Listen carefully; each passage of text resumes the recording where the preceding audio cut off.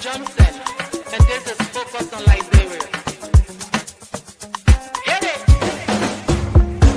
From Cape Mount to Cape Palmas, Mount Nimba to Atlantic Ocean, Obomi Hills to Boakai, to educate, elevate, and promote.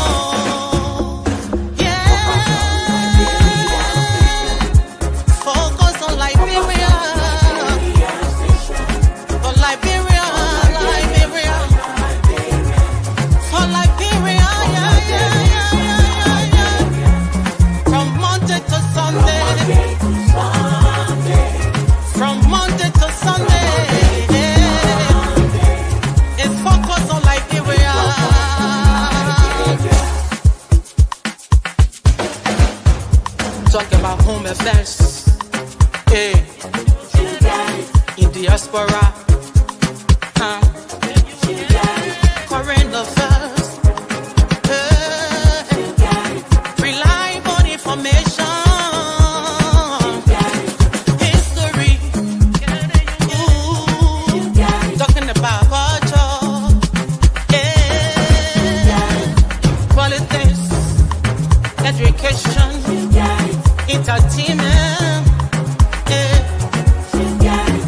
business, sports, advertisement, articulation. Focus on Liberia. Focus on Liberia. Focus on Liberia. From Monday to Sunday. At Focus on Liberia, we discuss everything Liberia, from education to politics, arts and culture, entertainment, agriculture, history, religion, family, and technology.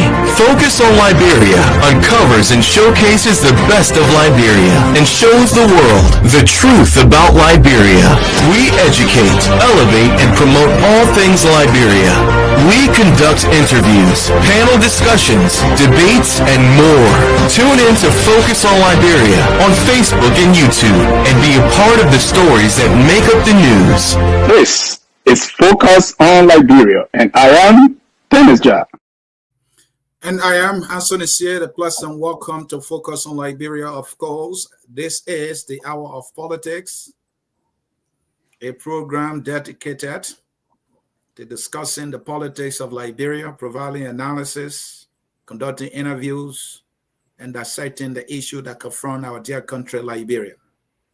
This edition is special, and so I want to take this time to welcome all of you across the globe to join us by sharing with somebody, for this will be a very sober and reflective discussion.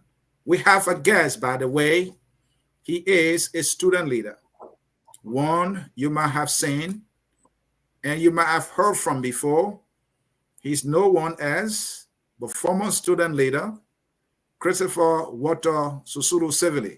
He's here as my guest, and we are here to assess the Boakai administration that has been stirring the affairs of our nation for a little over 2 years now, if I'm accurate. And so welcome. Do us that favor and share the broadcast with somebody. At this time, I will welcome my guest, former student leader, advocate, and activist, Christoper Sivili. He's joining us. How you doing, Christoper? How you doing? Thank you. Thank you so much, Mr. Anthony Sier. It is always an opportunity to appear on the show and to assess critical national issues regarding the homeland. Christoper is doing well by the special grace of God.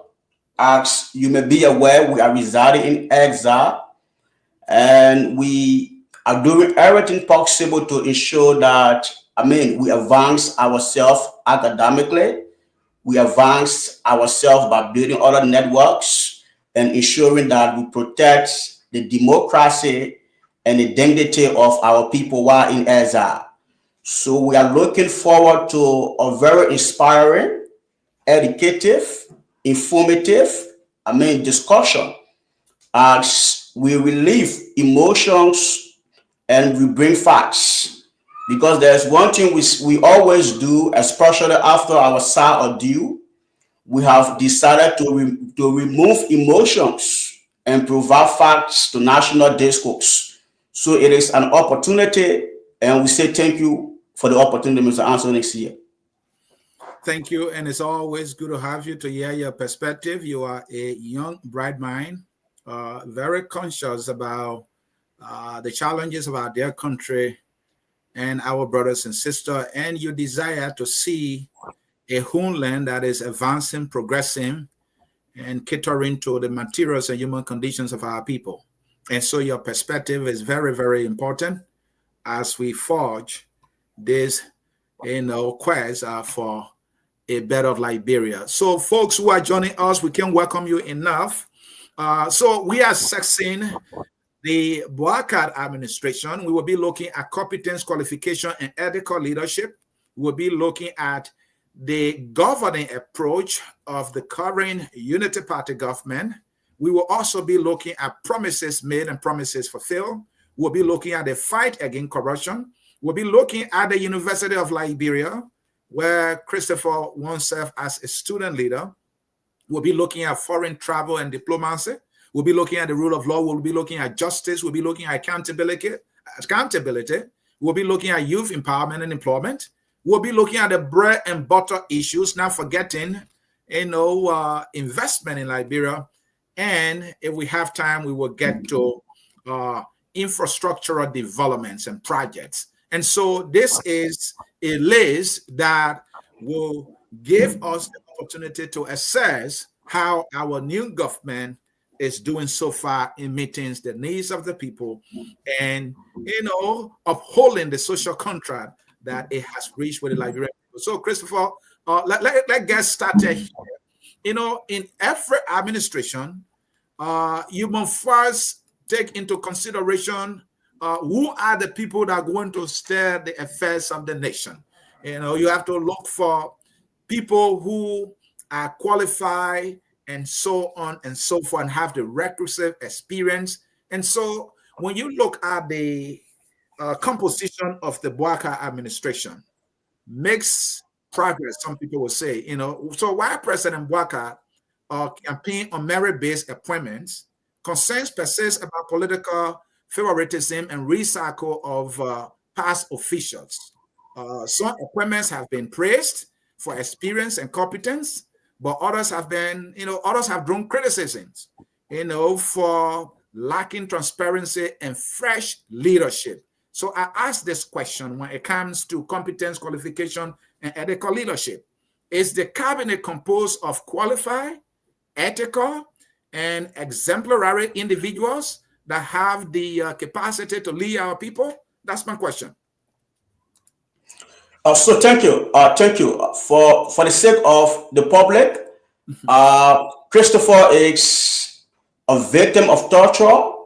Christoper is an emerging economist, and Christoper is a human rights defender. For the sake of this unique conversation, so basically, when we are looking at the composition of political leadership, especially in a transitioning society like Liberia, you will take into consideration few factors before you can compose your cabinets. So firstly, we have to look at integrity. Integrity is one thing we have to look at when you are composing your cabinet, especially as a leader of the country. And secondly, we have to look at competence. You have to assess and ensure that those who you are bringing on board to actually, implement your policy as a president of the country, they have to be very competent enough. And lastly, you have to look at discipline. There is no country ever that will develop without having leaders that are disciplined financially, disciplined socially, and disciplined morally. So there are three components that you have to look at as a leader. when you are presiding over a country that is kind of backward and actually transitioning to modern society. So at the end of the day, assessing the Boakai administration and looking at the cabinet ministers within the Boakai administrations, I think there are some good fruits who are serving as Minister of Purpose, Deputy Ministers, Assistant Ministers, and also Directors and Deputy Directors. But there are also individuals who have tinted character, and they are also serving as ministers within a regime, Deputy Ministers, Assistant Ministers, and Director and Deputy Directors. So I think the president consummation and the conglomeration of the ministers working with the president to foster his agenda is kind of key. And today, that is why if you look at the 1 year plus 6 months or 7 months of the Boakai administration, you will realize that there are a lot of discrepancies and there are a lot of contradictions based on various ministries and agencies across the country. For example, if we look at the Minister of Labor, the Minister of Labor has a tainted record. He one person who begs, a character that is not good for the country. But at the end of the day, the Minister of Labor is still enjoying the will and pleasures, of the president. So, but you also have some good fruits and some good ministers within the regime of President Boakai. The finance minister is a very, a scholar or one person who played a very significant role across, the African continent in terms of producing financial policies. And you also have some good ministers. But to be honest, if you're looking at the assessment of the current ministers of the Boakai administration, you will realize that there are some bad fruits and also there are some good fruits. There are some good ministers and also there are some bad ministers. And at the end of the day, the burden, it is upon the president to ensure that he uproot some of the ministers who are not implementing his policies. And as you may be aware, I think the president, he's on that. There has been some suspension. But for us, we think that the president should go further in investigation and also dismissing. So thank you. And I think the president cabinet ministry is kind of good, but it also has some bad fruits in it. Thank you. And so what should be done with the bad fruits or the bad apples in the cabinet? So like I said, there are some measures, stringent measures being put in place, especially from the angle of the presidency. You have seen the president prosecuting, especially suspending, individuals who are involving themselves into conducting deeds that are not probable to the growth and development of the country. So I would also want to add my voice to the many voices of the Liberian people to talk to the president that you have a very brilliant team, but there are some bad apples within your brilliant team. So you have to look into that. Suspension is not just the only means for you to, claim that you are fighting corruption or you are fighting competence, you are fighting incompetence, and also you are fighting what we call bad administrative precedents. So you have to go further within that fight. You have to ensure that you carry on investigation, proper investigation on our law, and if proven guilty, you have to dismiss them. So that should be the order of the day. If you are presiding over a country that is kind of struggling for economic growth, you have to be very much serious and intentional in fighting corruption and in fighting incompetence and bad leadership procedure. So thank you. I'm not. I want to know if you are certified with whatever process through which the president appointed people to in his cabinet. Do you know of any thorough process that was conducted? Your colleague Martin Colley yesterday said that when the government was elected, there was a committee put together. The committee work was to vet individuals and recommend them to the president for appointment. And they were to vet the character and the credentials of those individuals.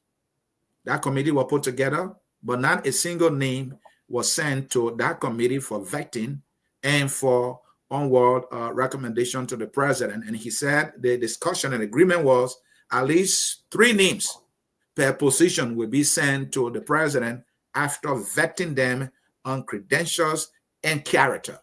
And that was not done. The next thing he realized was names were being announced.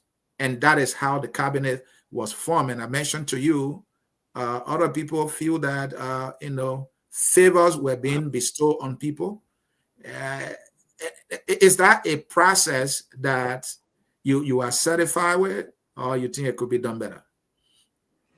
So I think basically, if we look at the inception of the Boakai administration, and for the record, I have one person who have been observing the Boakai administration in exile, and in 2024, when the government came to political prominence, political leadership, we observed the process. And there were a lot of, let's say, discrepancies, and there were a lot of irregularities in terms of vetting. I mean, all of those who are currently presiding as ministers, assistant ministers, and deputy ministers as well. But basically, you have to understand, this is a whole political situation, and the president has the rights. The president has the rights to see how best. The president has the right to see how best to ensure that he governs and he provides, let's say, all of those who are qualified for to work in his administration. So I think the vetting process was kind of, prioritized by a lot of favoritism, and we're also focused on who knows you. But at the end of the day, we still believe that there are still good people within the regime. There are still good people who are still in the regime, and they are still doing their best to ensure that the regime actually implement the president policy. So, as for me, the process was not kind of, let's say, ethical, was not kind of stringent, but at least we are seeing the 1 year plus months of the government in power, and we are seeing some level of, let's say, progress and some level of, let's say, situation that are not good. So I think the process was not good, but the president has the right to ensure that he appoints, and the Senate has the right to ensure that they, let's say, approve those who the president appoints in case of anything. So that's my point. Thank you. So let's go to the issue of governing, the governing approach of this rescue government. Is the administration demonstrating a sensitive, reform-minded approach, or this is business as usual? Remember, the president said that there will be no business as usual. So is this administration demonstrating a sensitive and reform-minded, not business as usual approach when it comes to governance? So thank you. I believe that the president is not being impressive, and I'm one person that is not impressed by the political leadership of the president. If you are presiding over a country like Liberia, that have struggled for many years in terms of economic growth, economic prosperity, and economic dignity of the people, there are few measures, economic straitjacket measures you have to put in place. And I think the president is not impressive on that.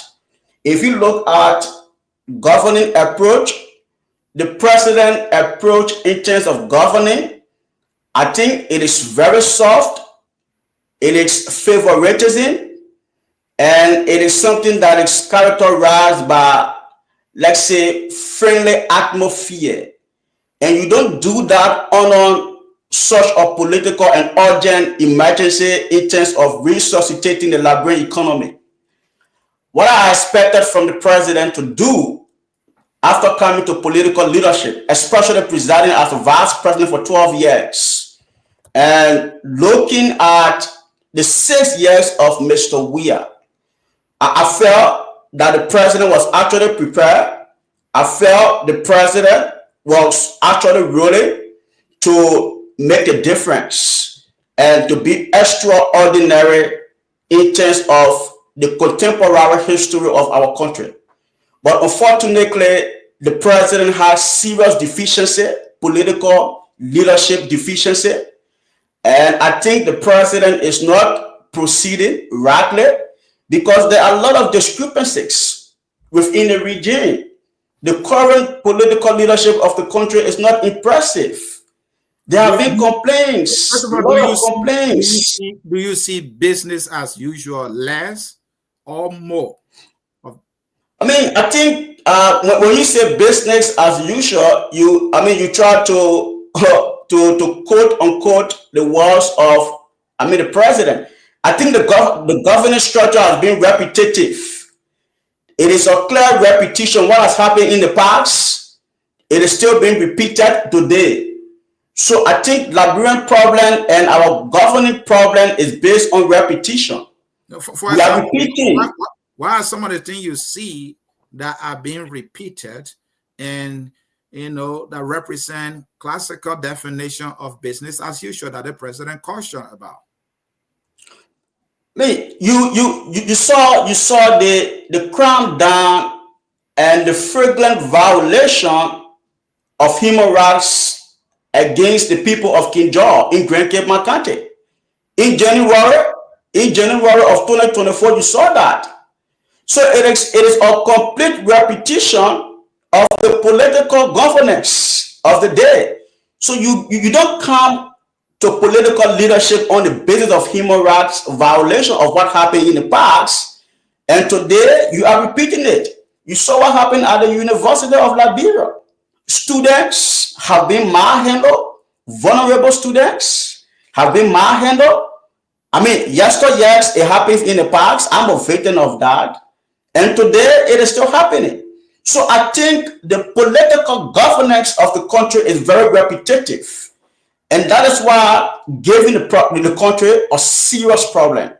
And to be honest, you can even bring one of the influential economics, across the world, the likes of Adam Smith or even John Locke. You can't transform Liberia in such a condition when you cannot change the system. I think the system is overhauling the president. The system overhauled President Saleh for 12 good years. The system is in a way that it will never prioritize human rights. The system is in a way that it will never prioritize those who are critical on it. The system will always confront those who are critical on it. And I'm seeing the same creeping behavior of what happened in the past. It is happening on this administration. It is very powerful. Christopher, now that it is happening, you said it's repetitive.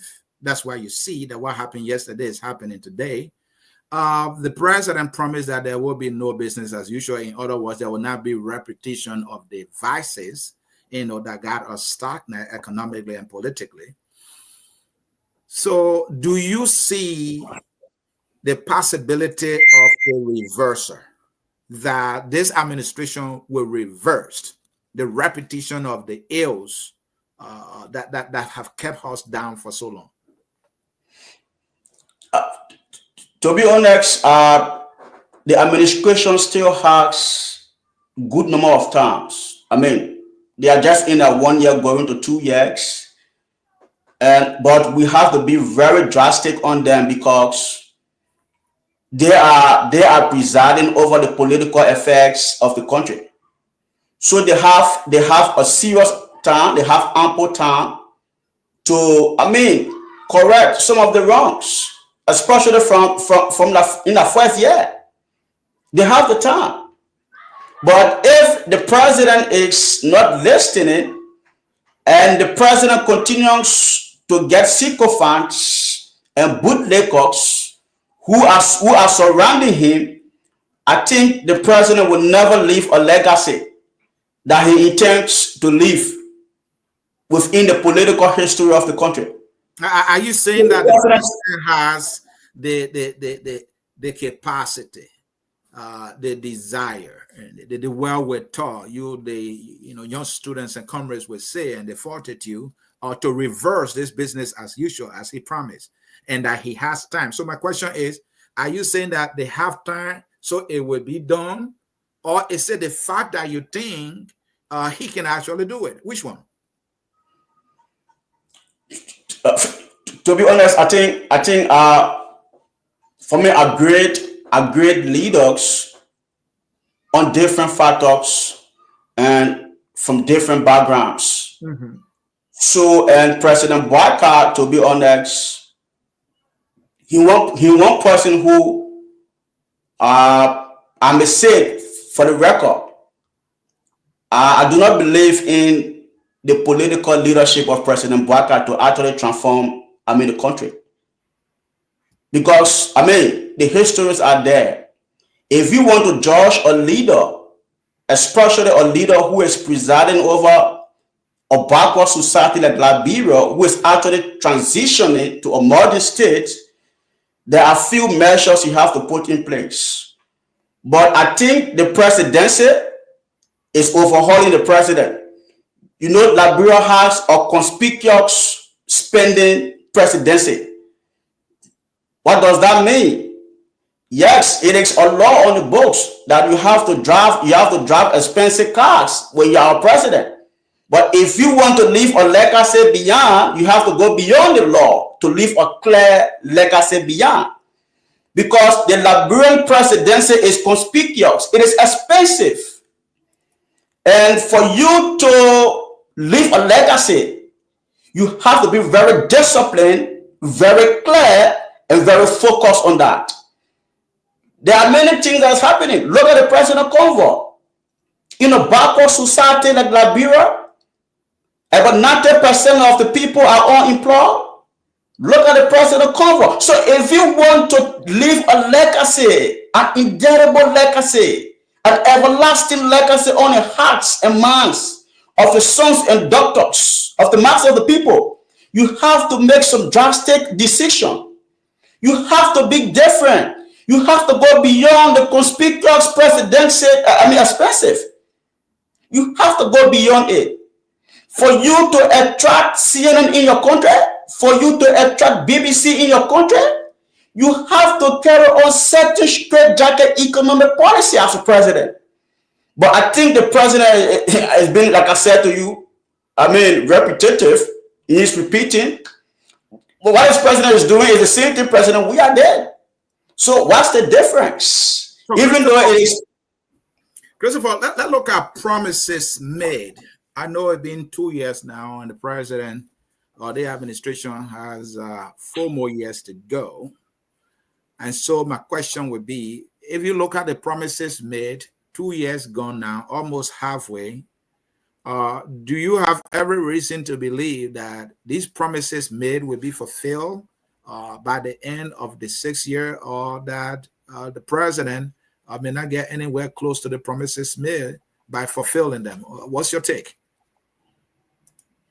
Yeah, so basically, if you read the 2024 reports from the president from the angle of NEMOT, NEMOT is a civil society institution that created a barometer to access the promises made during campaign times and outside of campaign times. So the president made 126 promises, either from within his AREX agenda or from within campaign promises. So the first year of the president, looking at the 126 promises that he made, I think the president is kind of sluggish. I don't want to be very harsh, but I think the president is slow because the president. That is why Liberians didn't vote for a novice. Liberians voted for a man who served as 12 years as vice president. Liberians voted for a man who watched President Weah 6 years political regime. So coming to power in such a country, you should have been very ready, very set, and very prepared. To lead transformation. But I think the president is on a very slow pace in terms of implementing his policies, in terms of implementing his promises. So the president promises made, but his promises fulfilled. I think the promises made are still more, and the ones that need to be fulfilled is very, very minute, a very small portion. And if the president, because times are flying, the president does not have the luxurious of times. 4 years is just right around the corner. I can tell you for free, when the price from now to 2027, if the president cannot change the mindset of the people based on his political leadership, I think, the government will not be favorable in the eyes of the people, because there are a lot of unfulfilled promises. You are seeing the young people even within the UP, within the United Party government, even within the United Party itself, the young people are still unemployed. And there are one measures, important measures that you can always use as a benchmark, to know or ascertain if the government is proceeding rightly or if the government is proceeding wrongly, and that is job employment. All right. How many young people the president is alleviating? From poverty. How many entrepreneurs today in the country can knock the checks that based on the policies of the president, my business is booming?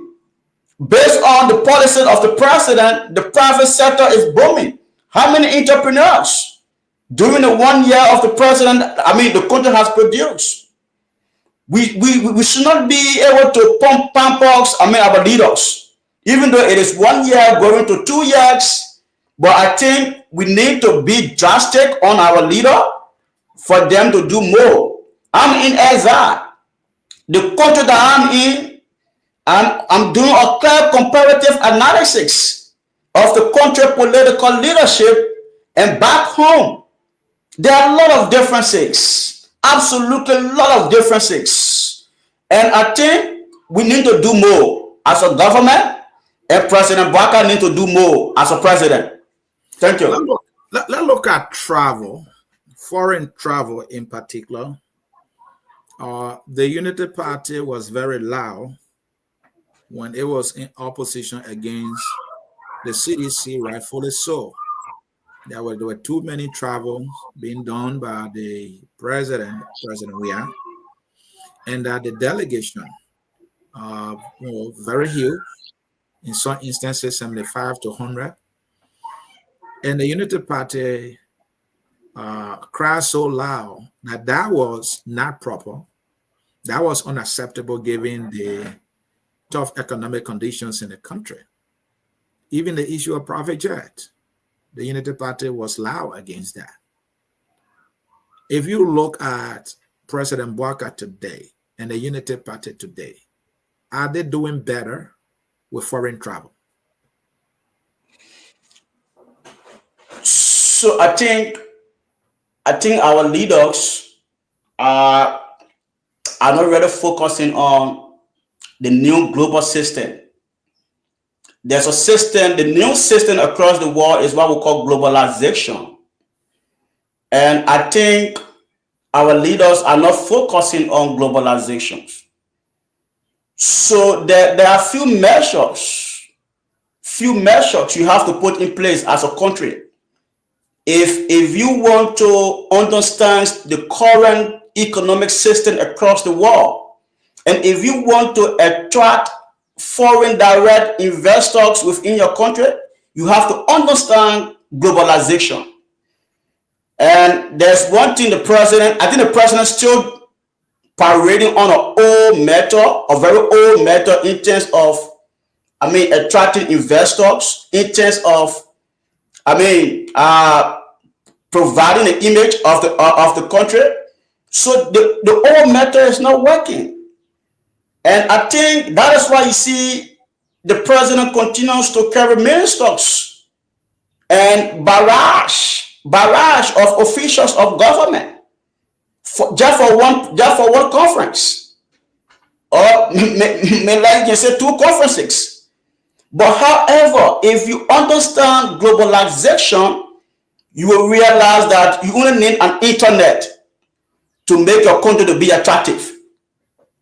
You only need a clear internet system to make your country to be very attractive. And that is why our political leadership, it's not following. There are a lot of things we are lacking of in that country. Christopher. And we are still using those old methods. Taking barrage of government officials, to conference, it is wasteful. It is very wasteful, and it is something that has been repeated over and over. You have to understand that the world has changed. There are a lot of means, lot of ways you can make Liberia attractive. You can make Liberia captivative in the hearts of multilateral companies. So, Christopher, there are ways. You don't have to go to Japan before those who are in Japan can understand that there's a country called Liberia that need investment. You have to focus on the new system. It's a whole new system. But I think, can you hear me? Yes, I'm hearing you, sir. Okay, thank you. I wanted to follow up. The president is in Japan with his delegation. Report is that when they compiled the list for the delegation, it was about 80. And somewhere down the line, it was reduced to 40. And now we are hearing 40, 23. And if you look at the list itself, you have the Minister of Foreign Affairs.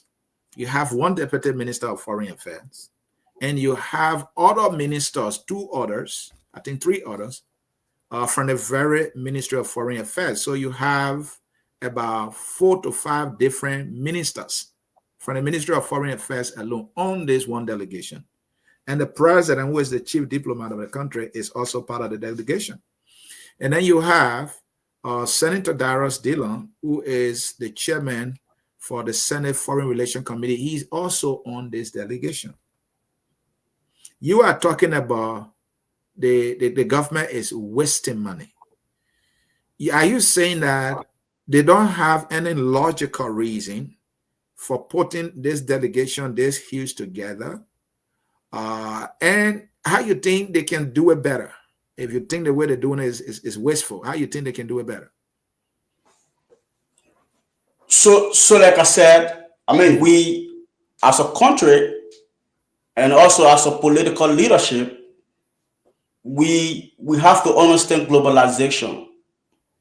There are few key factors that modern countries are using to attract investors to them. So we don't need to keep repeating this old iron curtains strategy for us to capture or to get foreign direct investors investing in our country. So I think the list is enormous. Mm-hmm. The individuals who are on the list, I think they are very unpatriotic, and they do not have the intent of transforming Liberia, even though it is within 2 years. But I think the president is proceeding in error. So the individuals, the government officials that are on the list, you think they don't have reason for being there? I'm sure the government has reason for putting them on the delegation. More than likely, maybe they have certain specific roles to play. If you don't think so, what then do you think is the reason why they are on the list? To do what?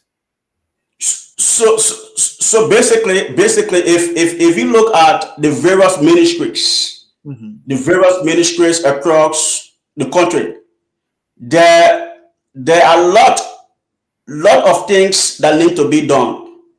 And I think going for that conference, because if you look at the list comprises of majority of the ministers from the various ministries and agencies. So one will say the president is doing that because he wants to give them the opportunity to shake hands, with people for them to invest in their various ministry. But I think it is a bad strategy. It is a very serious bad strategy. Christopher, there are other critics. Hold on. There are other critics of the government who propound that, look, this is not about any representation. These people are on the delegation for the pedam, for them to sleep in Luxury Hotel so that they can enjoy themselves, by traveling and see Japan. It is not because of any strategic or, any good representation that they're going to make, other than just for them to get these benefits of traveling. Do you agree with those who believe that's the reason they are on there? Obviously, because you have to understand, right? You have to understand, if you are going for such a conference, you have to know, if possible, a good number of people that you are going to meet. But majority of them don't even know who they are going to meet. So how can you tell us that you are doing that because you want to give your cabinet ministers the opportunity, to shake hands and to sit with people in order for them to market the country or their ministry? I think it is a very bad precedent the president has set. And all the critics, majority of them are somehow, some way within their criticism. That's the fact, because I think it's just to enable some of those individuals who are on the list to go and see Asia. I think they are only going to Asia, to go to Japan precisely for them to see Japan. But trust me, they will not come back. And the government will take serious lashes if they do not come back with tangibles. And trust me, there will be a clear precedent, and the Liberian people will never forgive President Boakai on that. If the government doesn't come with a clear and an ample opportunity for the Liberian people, then we know that the president is kind of very wasteful. And even as that, you can still project, you can still preempt that the conference is good, but I think the Liberian delegates are more. What are they going to do there? They are more. Are you the one who is in organizing? You're acting like you are the one organizing the program or the conference. Your delegates are more. And I think it is not a wise and a feasible way of implementing monetary policy within a country that is struggling. And with that, like I said to you, in terms of the president, foreign travel diplomacy, I think the president has a lot to do. The travels are too much, and the dividends are very less. So the president needs to work on that. Thank you. If you are just joining us, my name is Anthony Sear. This is the program, The Hour of Politics.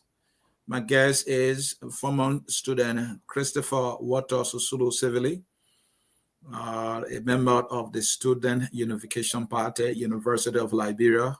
He's an activist. He's a human rights defender who is now in exile.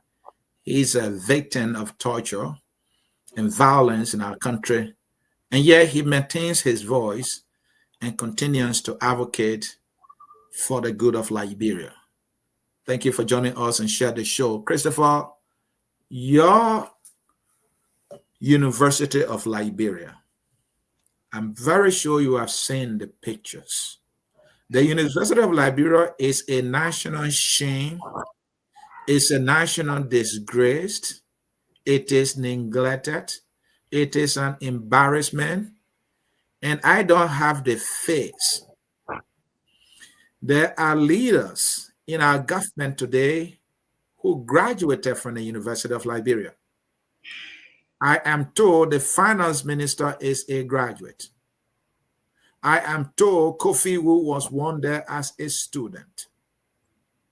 I know Alare Toba was once there either as a teacher and as a student as well. Dubayan also graduated from the University of Liberia. I can go on and on. And these people are in the government. The president appointed an American citizen to become president of the University of Liberia. According to your colleague, Martin Colley, the University of Liberia bidding is a disgrace, and that a chicken portrait is better than the current conditions of the University of Liberia. What is your assessment of the condition of the University of Liberia, and do you believe the Unity Party government will do any better? So I'm one person. I spent roughly like 4 years at the university studying economics with emphasis in political science. And I also play a major role within the youth and student community. I am one person, when I was at the university, I was very clear that if you look at the current classrooms of the university, it has a clear population of what was happening during the two-week party time. During the two-week party time, Liberia was having less population. The population of Liberia was actually less during the two-week party time. And there was a certain number of students that were opportune to attend the University of Liberia. So today, if you still go at the University of Liberia, the classrooms are not commensurating with the current numerical values of the university. The numerical strength and the numbers of students currently at the university, the classrooms are not commensurating with them. So that has been our debate for time immemorial, that there's a need the university overhaul her classrooms. The classrooms, the students are, can you imagine at the university? The students are even standing to even write a note. For you to even get a single hanging fan within the various classrooms at the university is not there in the modern society, in the modern times. To tell you that the university is a clear example of the political leadership of the country. If you want to judge or evaluate a certain country, the very first place you go is the university campus. Where I am currently, if you go to the People University here, you will see what we call decency, infrastructure, system, and sanitation. You will see it here. But if you go to the University of Liberia, you will see unpainted buildings. If you go on Fender campus, you can still see a bullet mark on the buildings to tell you that the country is still struggling for reconciliation and recovery. The country is still struggling for recovery. If you go on Fender campus today, you will see the buildings on Fender campus still possess the bullet marks that represents the dark days. So there has been no change, no transformation at the university. Under President Weah, 6 years of President Weah, we saw a knee-jerk policy that the university was implementing. Today, we are still seeing that policy being effective. And that is the reason why for some of us, we believe that we are not impressive of the regime. We are not impressive of the government. We are not impressive of the president. They have 4 more years.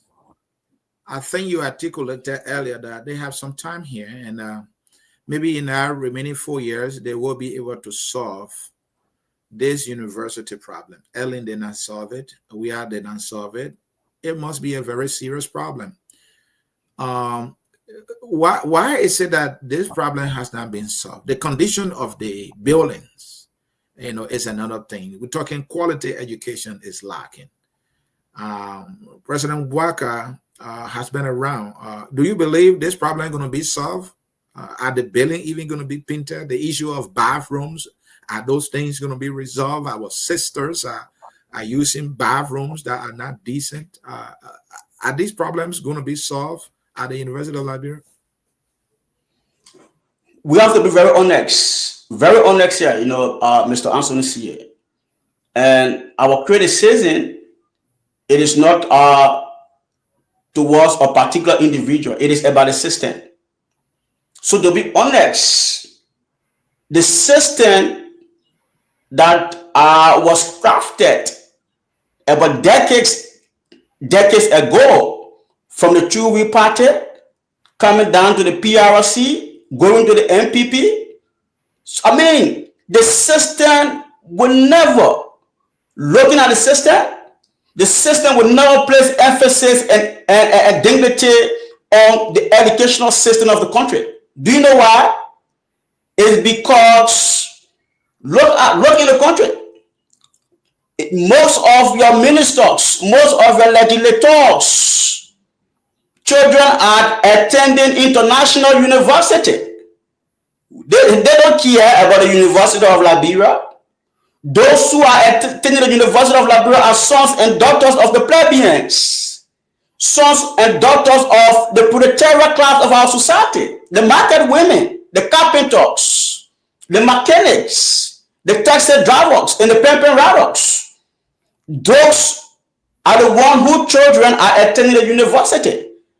Who told you that when President Boakai's sons or daughters were attending the University of Liberia, emphasis couldn't have been placed on the University of Liberia? Who told you that? Who told you that when President Weah's son was attending the University of Liberia, who told you that emphasis couldn't have been placed on the university? But they don't care.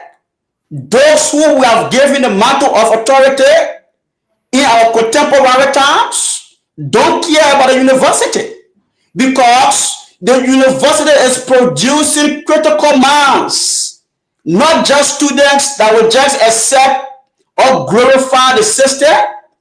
The university is producing men and daughters who can critique the system, sons and daughters who are willing to challenge and confront the system. Christopher, and for that reason, hold on there, Chris. The university continues to be, let's say, underprepared and underfunded, because there are a lot of individuals who are providing political leadership in the country, and their children are not attending the University of Liberia, so they have no time for that.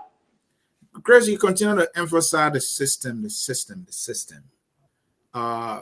People build the system. People work the system. People are within the system. So it may not actually be the system. It may be the people within the system, the people who provide leadership in the system. I mentioned to you, you gave some credit to the finance minister. Maybe you are one of those who is impressed by his academic credentials. I like credentials, but I don't want to be impressed by anyone's credentials. I want to be impressed by one's ability to bring about change, to bring about relief and reform and solving problems. Those are the things that impressed me. So to see the Minister of Finance, not only was he a student, he's a graduate, and he was a student leader there. And the university is in a condition. My understanding is that he has some role to play with the crafting of the national budget. If you look at people in the system, working the system, you think this government is going to move the needle? Are we going to be able to see a renovated University of Liberia buildings? It's just going to be same old until the administration time elapses? So I think to be very honest, when we are trying to evaluate national leaders, and we have to ensure that we go beyond, like you said, right? I am one person. I do admire the ability, the brilliance of the current finance minister, but I think, the current finance minister is not being impressive as well. But however, looking at the university infrastructure and looking at the number and the caliber of individuals the university has produced, I think we need to do more. And there's one thing we have to understand here.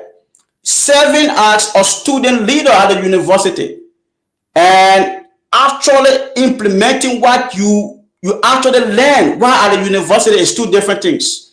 There are a lot of individuals during the regime of the CDC who also passed through the walls of the University of Liberia. But when they were given the mantle of authority, we saw that true character, and we saw how the bastardized the economic situation of the country. So similar thing with the current regime. The current regime also has a lot of alumni.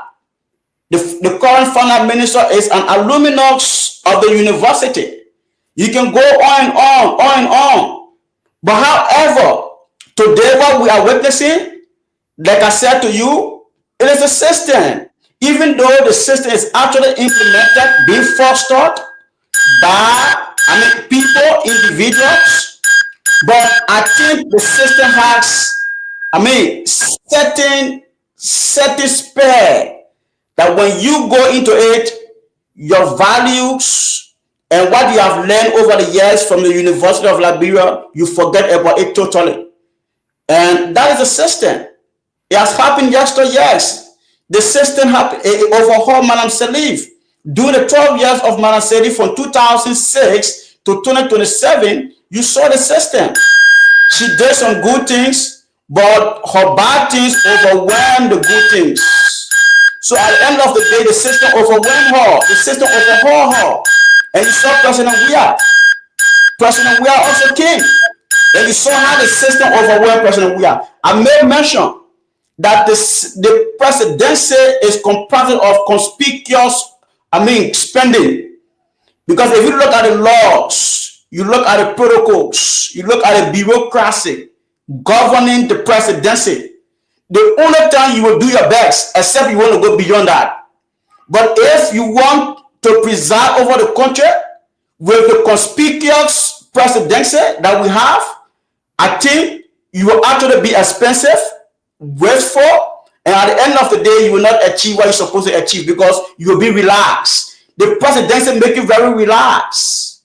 And for you to be very clear, you must go beyond. So all of the alumni who are now working in a regime, to be honest, if you look at the current infrastructure of the University of Liberia, even a portrait, because some portraits, like if you go Kenya, some portraits in Kenya are very decent. So even a portrait, in some well sophisticated country, a modern country, the University of Liberia is below the belt and below the standard.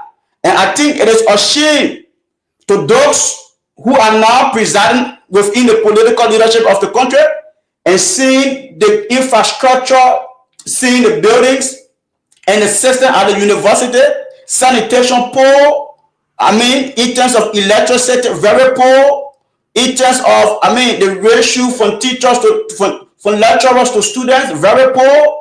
Even there's a building on campus, on Capitol Hill campus called the CPAV building. If you go to the CPAV building, you will understand that the students are not learning. Because if you're in one class, the next class, if the lecturer can actually talk very loud, you will also get in the other class. So where are we heading as a people? And I think the president coming to power, we felt that the president, will do something very much tangible in his first year. It is from the first year and the second year you can determine if the president is very serious or the president is going again as business as usual. So let's look at this drug epidemic in our country. The president was one person who highlighted the seriousness of this crisis. The future of any country lies in the potential of the youth.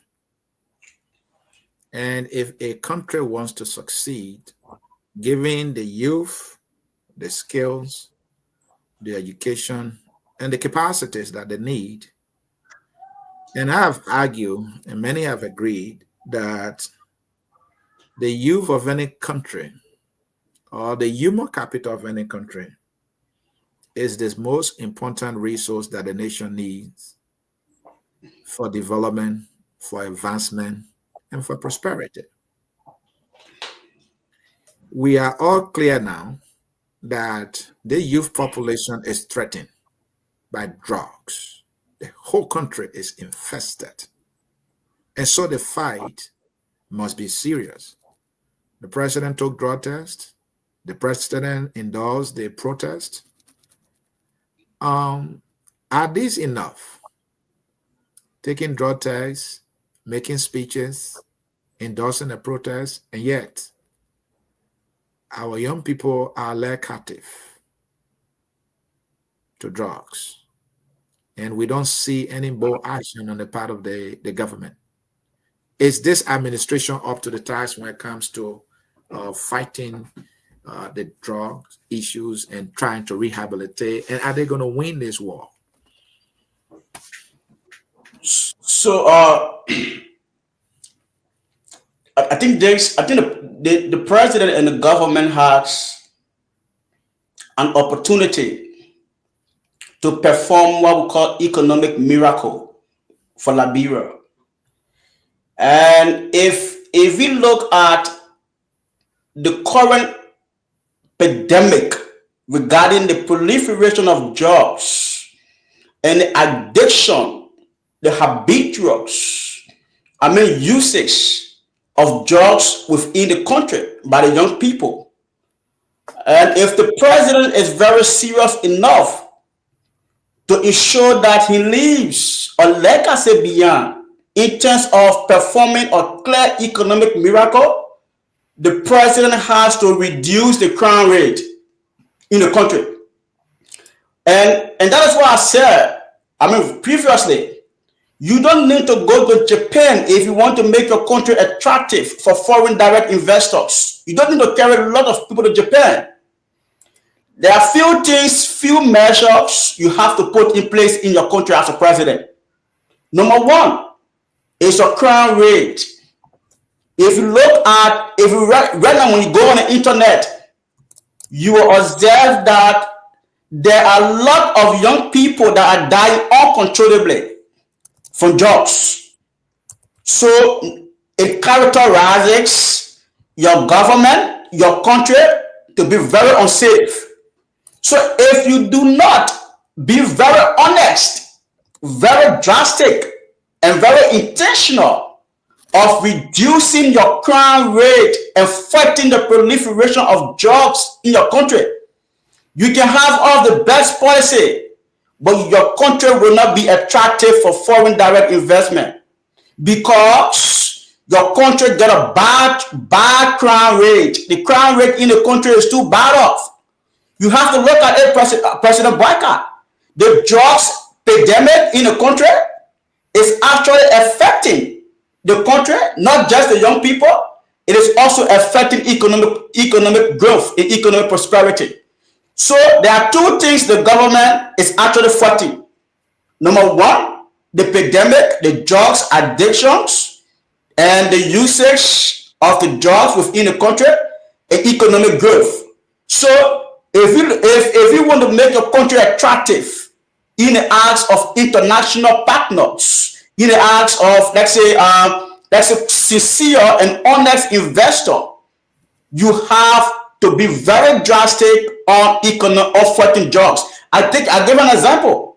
If you read the economic miracle of Singapore, one of the measures that was used by Lee Kuan Yew in Singapore, a country that was backward, a country that was having an appalling economic conditions, today is a country of prosperity, a country of stability, in a country of economic growth is because of the reduction of the crime rate. Singapore was a notorious country, a very notorious country, coupled with gangsterisms and the proliferation of drugs. But today, the crime rate of Singapore is low. That is an economic miracle. Go to Japan. The same thing, the country you are running to today. History makes us to understand that you and Japan was on a very strategic part in terms of economic growth. The numbers. You have to understand that. But those countries, they put serious measures in place. And those measures were to reduce crime rate and the proliferation of drugs. That is why I think the president, I've read the president's dedication in terms of, rectifying some of the laws, and when it catch you with a drugs, what will happen to you, all the kind of stuff and things. But I think the president has to go beyond that. The president has to be very serious. And number one thing that you have to do if you are fighting the drugs, you have to ensure that you have electricity being stable in the country. Go in the ghettos or on the principal street of Monrovia. Those places are dark. You are giving those drugs addicts the advantage for them to survive there because the country is dark. The country is dark. So if you are fighting drugs, you must go beyond. You must go beyond. There are few factors you have to put into place and into consideration. It's very clear. Ensure that you create a clear measures, provide a proper energy for the country. Let the country get a very stable electricity on the principal street of Monrovia and even across, the various countries. But today the country is down. And I think the president against the judge is not kind of, impressive as well, though. So, Christopher, let's look at the final issue here, the bread and butter issue. So, is the administration addressing the everyday economic struggles of the ordinary people in Liberia? Because if you look at it all, Christopher, this is the social contract. This is the agreement between the government and the people it governs. Now, look, elect us and we'll make your life better. And that will provide you electricity. That will provide you quality education. That will provide for you good roads. And that prices will be affordable, not only for the rich, but for the poor. That you will have a pay that will take you home. I don't know if the pay the civil servants are actually taking them home. Information is that some employees of the government are not regular at work because transportation alone will take their entire salary. So if they decide to show up to work 5 days in a week and they pay transportation, nothing will be left before the pay can even come. So that might be a pay that can't even take them home. Let's talk about the bread and butter issue. My simple question is, do you have every reason based on your assessment that the government of today is addressing the economic struggles of our people, the ordinary Liberians? What's your assessment? So basically, one of the fundamental responsibilities of a government, if you read the social contract theory that was postulated by John Locke, Jean Rosier, and Thomas Hobbes, those French scholars, you will understand that government has fundamental responsibility. And there's one statement I would like to disprove here today. That is to say, even the ones who are kind of educated, they always tell us that the government cannot provide job for everybody in the country. That statement, it is untrue. That statement is limiting the authority of the government. When you say the government cannot provide jobs for everybody in the country, you are limiting the authority of the government. So here's the point. The government provides jobs directly from within the public sector and indirectly from within the private sector. That is why when you see a strategic government policy that is placing economic growth within the private sector, who takes the credit? The government takes the credit. So indirectly, when the private sector is booming, it shows that the government is actually doing well. So automatically, indirectly, the government is providing jobs. But when the private sector is not booming, it shows that the government is not crafting a clear economic private policy. And it shows that the government is proceeding wrongly. So the government authority can never be limited. They supervise. The government presides over the affairs of the country. So when we're looking at the bread and butter issues, the very first thing you have to understand that there are still what we call inequitable distribution of the resources of the country. I mean, you can see the disparity is too high. You can see the gap. I mean, salary gap is too high. Look in the civil servants. Look at how many securities apparatus are making. How many personnel are making. Look at teacher salary within the public sector. The disparity is too high. And that is why I said, if the president wants to leave a clear legacy behind, he has to go beyond the conspicuous expenses of the presidency. He has to go beyond that because there are series of disparity. It continues to persist and exist within the current regime. And it is not a good sign for the president that wants to leave a legacy. We have to be honest. And if you even look at the economy, job opportunities, and that is why I said you can't limit the government authority. So it is the prerogative and the obligation of the government to provide jobs for her citizens, whether in the private sector indirectly and in the public sector directly. So the government authority can never be limited. So the government has an exclusive responsibility to craft policy that will enhance economic growth, that will actually boom the private sector. I can challenge. I was having a conversation with my colleagues back here, and I told him that, do you know that my country has never produced an entrepreneur, who has never left the country and before going back to become successful. I'm going to see a one person, an entrepreneur, not involved into politics, just business, that is kind of successful in our country. So the system has never even produced a clear entrepreneur. Before you even be a successful business person in Liberia, you have to leave from Liberia. To tell you that the system needs to be overhauled, and the president is not doing his best. The economy, the bread and butter issues, there are still contradictions. If you go to Radar Market today, see the expression on our people's faces. Go to Mandra Market, you will see the expression on our people's faces. It's appalling, very appalling. There has been no serious measures being put in place. If you walk on the principal street of Monrovia today, if you see the fixture expression of our people, it's bad. Before talking about going to River Says, Bapolu, Sano County, Maryland, Grand Crew, and so forth. The country continues to experience what we call an appalling economic conditions.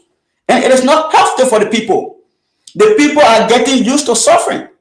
The people are getting used to injustice. And there's one thing this government has never done, and that is the lack of progress on human rights issues. The government has never placed emphasis on human rights issues. Today, the past victims, where are they? Where are the past victims?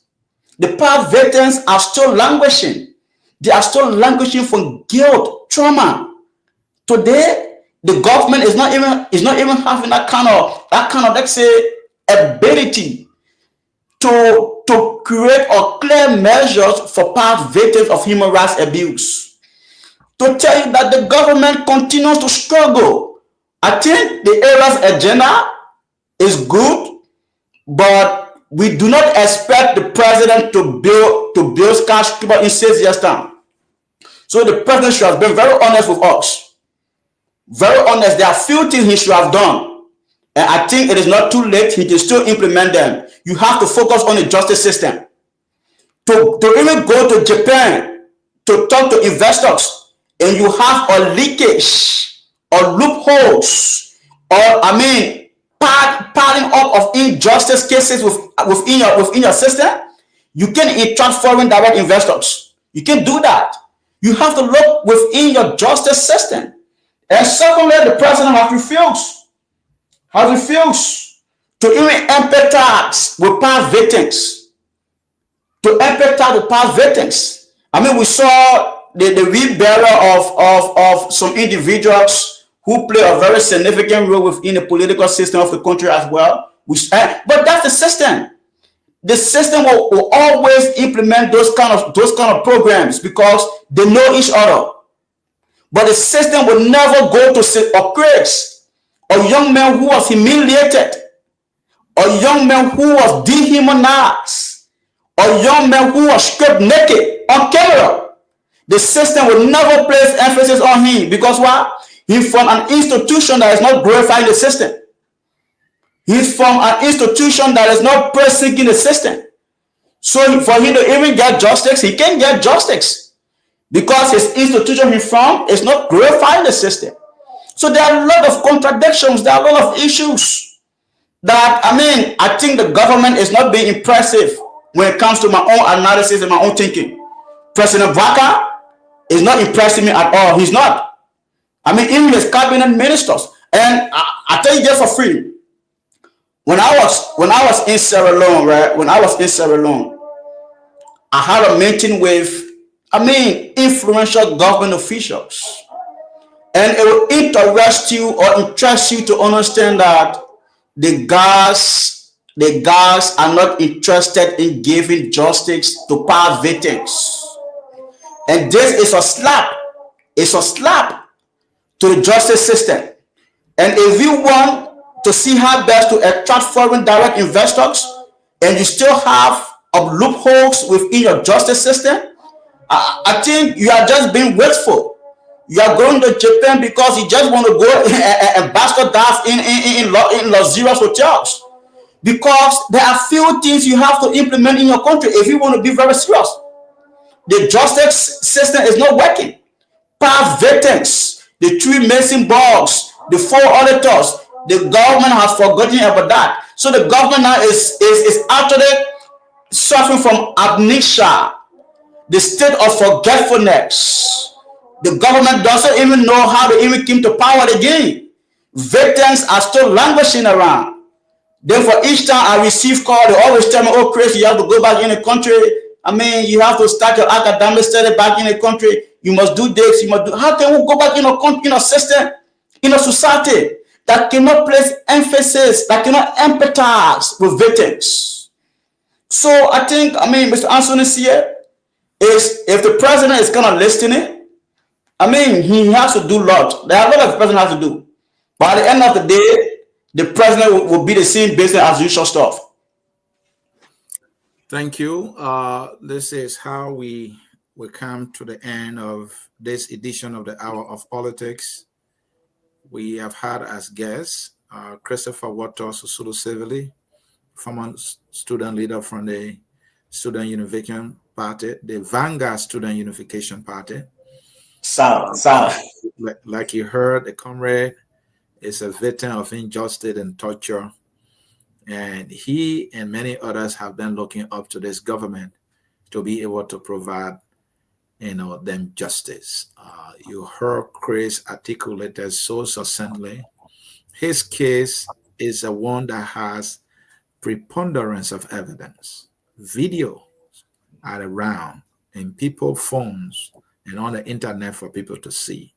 Somebody will say this is like a low-hanging fruit. But again, he said it all. And Chris, we want to say thank you for your time. Please give us your parting statement. And this time we want recommendation because your assessment here is that you are not impressed, that you see repetition, you see business as usual, and that though the government has time, that they need to do something. Well, there are some good people, you said, but there are also bad ones. So, given your assessment, how will you grade the government and what recommendation do you have? And you have 2 minutes. There are also, in terms of grading, like I said to you, I'm not impressed of the current political leadership of the country. And President Boakai has ample time to correct that. And if you want to get my support, especially as a human rights defender, because I'm a clear thinker and a free thinker as well. I have no say in Liberian politics. The only institution I belongs to, and that is the Student Unification Party. That's all. But in terms of national political party, I have no say. And that is the reason why I remain very independent in my analysis, and I also remain very independent in my thoughts. So to provide some recommendations, and I think if the president is listening and those who are working along with the president to implement his policy, that there are few things you have to put in place. If you are presiding over a transitioning society like Liberia is a transitioning society. We are transitioning from a backward state to a modern state. There are few measures you have to put in place. There are few economic measures you have to put in place. I have read the EREX agenda, and I have read some of the economic policy of the president. I have read some of his decree he has signed regarding raw materials. So there are few things you have to do if you are presiding over Liberia as a president. Firstly, you have to put emphasis on, the rule of law. The drug situation is very appalling, and it is very important. You don't need barrage of government officials to go for conference to talk about Liberia needs investment. There are hanging fruits. To be honest, no politician in our country would tell me that Liberia can develop in 6 years. It's not possible. But there are few measures you can put in place that the masses of the people will actually be, let's say, somehow, some way satisfactorily. So you have to be very clear here. The first thing you have to look at is you have to be disciplined as a president. I think the president is not disciplined. The presidency is overhauling the president. And that is why the president is actually parading with luxurious of cars at the expense of a poor economy. So the president needs to be very disciplined. There are some few things the president does not need to do. There are few things, even though the laws are on the book, but there are few things you don't need to do as a president. And that will actually make you to be a leader of legacy, or one person that will leave a serious legacy within our contemporary times if you do not follow the conspicuous, expensive spending of the presidency. So look at your convoys. You must take some straitjacket economic measures within your convoys. You have to look at your traveling expenses. You have to be very much, straight in terms of reducing some of your expenditure regarding your budgets. So there are few things you have to do. If you want to be a clear leader that will leave legacy, like the former president of Argentina, you have to be very clear because you are presiding over a backward society. If you want to be a clear leader of legacy on African soil, like Thomas Sankara, like Kwame Nkrumah, like Nelson Mandela, even Sisulu from South Africa, you have to be very clear in your economic policy as a president. But I think you are not disciplined, Mr. President.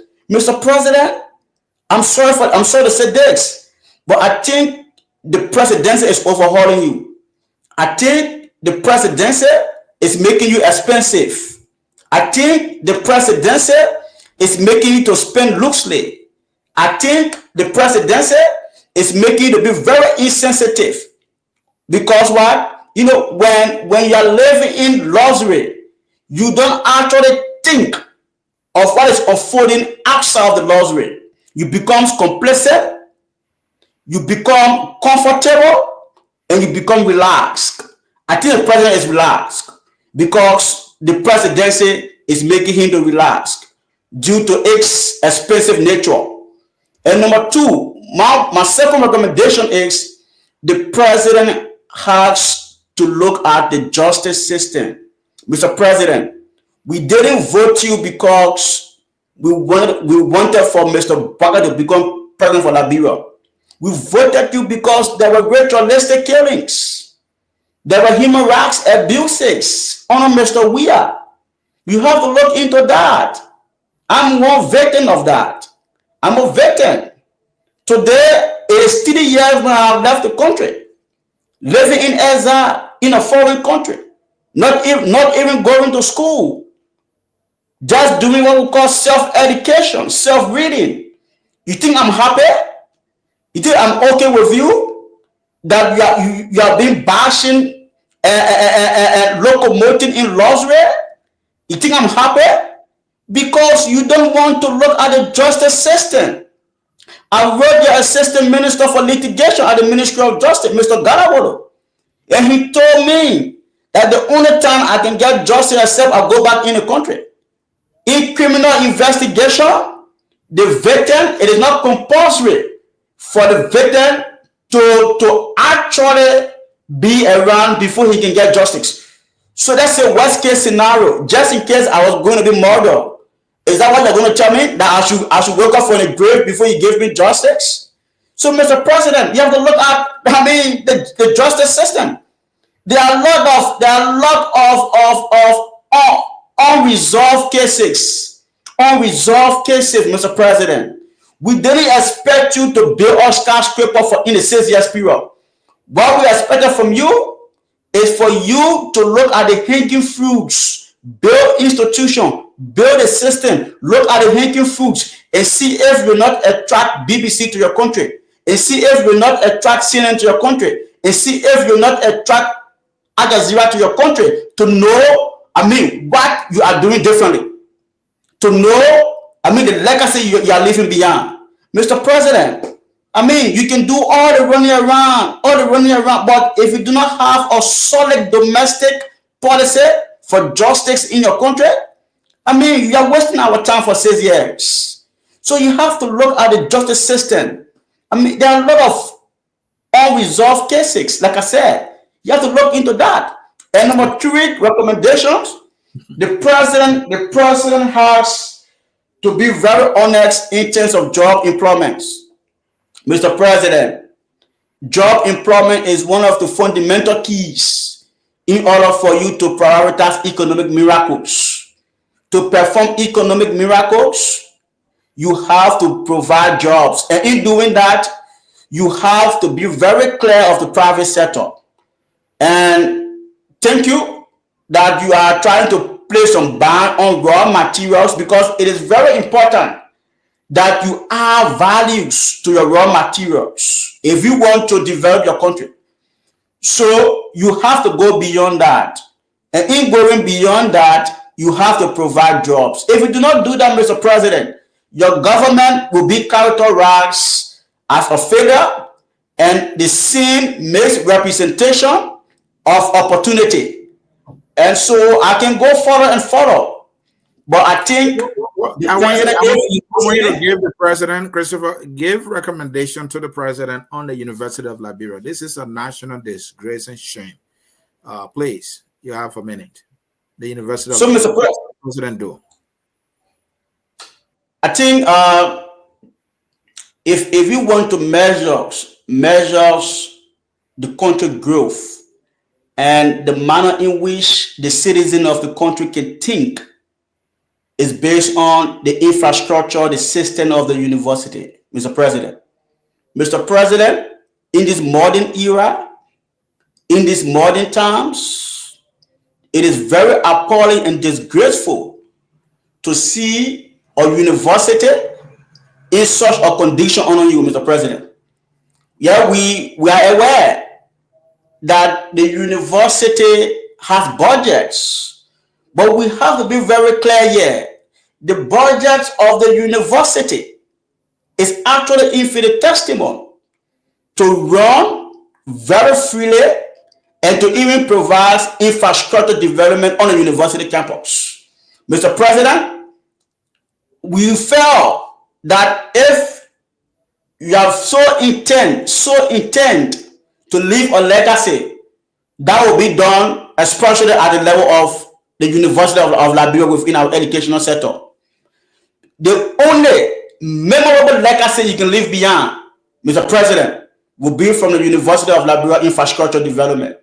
If you, as a president, can transform the University of Liberia into a modern architectural university where emphasis is placed on competence, qualification, and standard, I can tell you for free, the University of Liberia will definitely outside of the presidency after your 6 years. The University of Liberia students will continue to hear you because of the transformative work, you ought to do at the university. Mr. President, all is not well in the country. The University of Liberia it is a shame and a disgrace to see photos. And that is the reason why the University of Liberia cannot even boast of a foreign student. How many foreign students are at the university? When I was there, we could not even boast of 2 foreign students at the university. So it is very appalling, Mr. President. Look on the internet, see the university infrastructure. It's bad off, Mr. President. In these modern times, on your watch, as of somebody who is a clear visitor to the university campus, you're somebody who should look into that, Mr. President. And so you have to ensure that you put a clear, measures in place. The budget is not sufficient enough, Mr. President. If we can even craft a clear committee, an ad hoc committee that will ensure that they carry on serious assessment from Fena campus, Capitol Hill campus, going to St. J in Grand Cape Makate, and going to Doklati. And read a clear report on how to transform the backward infrastructure nature of the university. Mr. President, that would be very good for you. That would be a good legacy for you if you can implement that. Craft an ad hoc committee comprises of engineers, comprises of veterans of the university, comprises of people who wants to see the betterment of the university, and they should give you a clear assessment of how to transform the 4 campuses of the University of Liberia. Mr. President, that will be a clear legacy for you. But however, I think the ball is in the court of the president. And the president has the mantle of authority to listen and not to listen. But at the end of the day, for some of us, we will never be impressed by the president that is not placing emphasis, dignity on the masses children at the University of Liberia and even on the country economy. So thank you, Mr. Anthony C. Can you imagine? See the university. The university. This building you're seeing so that is this building is the graduate building, the graduate school building over there you're seeing so. A place that is providing master's degree. See the building for yourself. Look at the building. The building is appalling, very appalling. The place that you can go for, your MSc programs is that building you're seeing so. The building is appalling in this kind of modern times, Mr. President. This is very uncalled for. It is disgraceful, disgusting, and it is something that should not even be in existence in these modern times.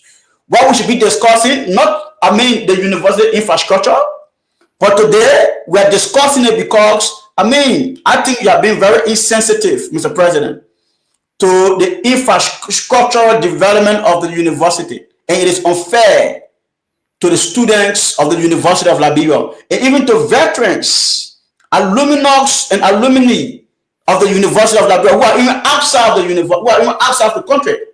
It's a shame and a disgrace to them, Mr. President. You have to look into that. Craft an ad hoc committee that should carry on a very serious assessment, and at the end of the day, they should provide to you a clear recommendation on how to, transmogrify, transform, or change the backward situation at the University of Liberia, Mr. President. Thank you so very much. That was the voice of our guest, student leader Christoper Sivili. I'll read a few comments and I'll give my closing as the presenter for the show. Your comrade here is welcoming you. Welcome, comrade Ala Susulu. That is Rosa Park. And she writes again, I think the bad apple should be dismissed from the cabinet. That was when you mentioned that there are some bad apples among the cabinet.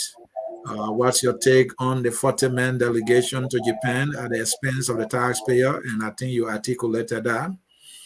And she came back, she said, business as usual is more than ever before. And she writes again, they have enough time to reverse because they are presiding officers of the country, which is true. If they want to do it, they can do it.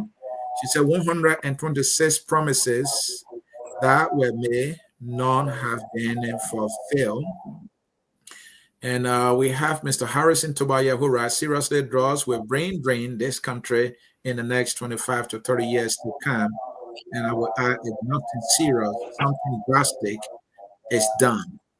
The writer writes, no, Liberian official will quickly empathize with foreigners other than blacks than with Liberian citizens. Give this young man an award for speaking flats. Then Rosa is still busy. She said, filter environment at the state-run university. And she writes again, we have poor infrastructure at the state-run university. This subject is so dear to her as you are, Christoper. And so this is how we come to the end, and this is my closing. Distinguished colleagues and fellow citizens, as we conclude this critical assessment of the Boakai administration, let us remember that governance is not merely a matter of occupying office. It is a sacred trust, a covenant with the people. Today's discussion has illuminated key pillars of leadership: competence, ethical stewardship, youth empowerment, justice, and the bread and butter issues as the realities that shape our daily life. We have asked critical questions, not to undermine, but to clarify.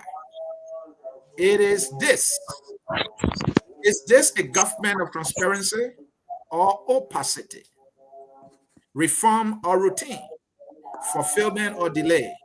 These are non-rhetorical inquiries. They are the pulse of public trust. Let us remain vigilant but fair, hopeful yet grounded. Liberia deserves leadership that listens, learns, and leads with integrity. And we, as moderators of public discourse, must continue to hold this space for truth, for accountability, for clarity, and for unity. May our reflections today inspire not just critique, but constructive action. And may our voices echo the aspiration of every Liberian longing for peace, for prosperity, and a Liberia that thrives. My name is Anthony Sear, the host of the Hour of Politics here at Focus on Liberia. This is how we come to the end of this edition of our program. The song says, we are all Liberians, and that song is taking us home right now. So until we see you again, when we do, enjoy the song that says, we are all Liberians, and I'll catch you tomorrow. Bye-bye. We are Liberians. Liberia